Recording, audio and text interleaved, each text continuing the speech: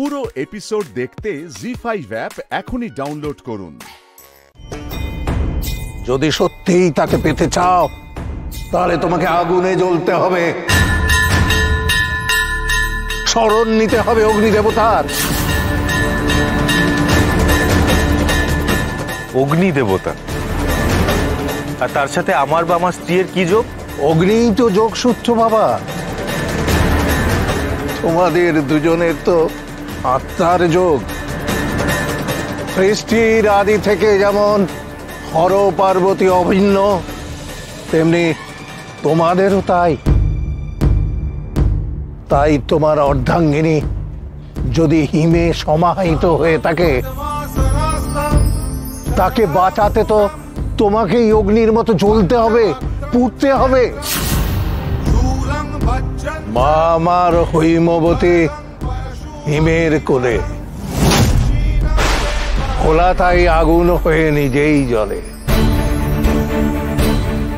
চলো চলো, আগুন হয়ে জ্বালাও নিজেকে হিম শীতলতা থেকে, তবেই তো তার মুক্তি। এই থামুন তো, আমাকে আগুনের মতো জ্বলতে হবে? কি সব বাজে বাজে কথা বলছেন আপনি? আমার কথা শুনলে তোমারই মঙ্গল। তোমাকে জ্বলন্ত অগ্নিবলয়ের মধ্যে মায়ের নাম নিয়ে প্রদক্ষিণ করতে হবে। আগুনের মধ্যে দিয়ে তোমাকে চলতে হবে যতক্ষণ না তার মধ্যে শ্বাস প্রশ্বাস ফেরে। এই বড় কঠিন সাধনা যদি করতে পারো, তবেই তাকে ফিরে পাবে। না হলে সে এত দূরে চলে যাবে, তাকে আর ফেরাতে পারবে না। কখনো না, কোনো দিনও না। এ থামুন তো, কি ভেবেছেনটা কি আপনি? চিন্তা ভাবনা আমি মানসিকভাবে দুর্বল হয়ে গেছি বলে আপনি যা খুশি তাই বলবেন? আপনি যা বুজরুকি করবেন আমি সেটা মেনে নেব?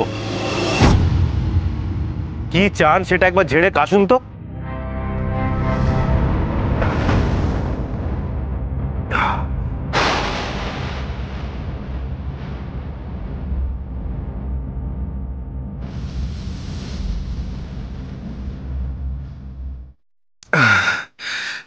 বুকের ভেতরটাতে এরকম ব্যথা করছে কেন? গৌরী বিপদে পড়লে আমার শরীরে খুব কষ্ট হয়েছে, অস্বস্তি হয়েছে, কিন্তু এরকম তো হয়নি।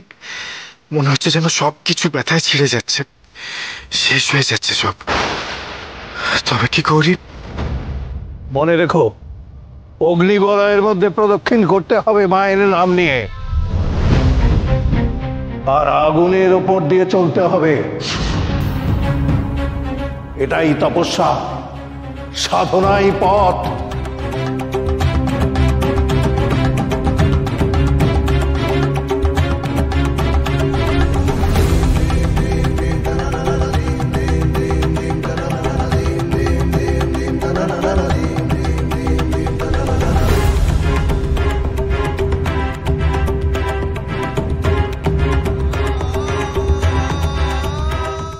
জি5 ডাউনলোড করুন আর সব এপিসোড দেখুন একদম ফ্রি।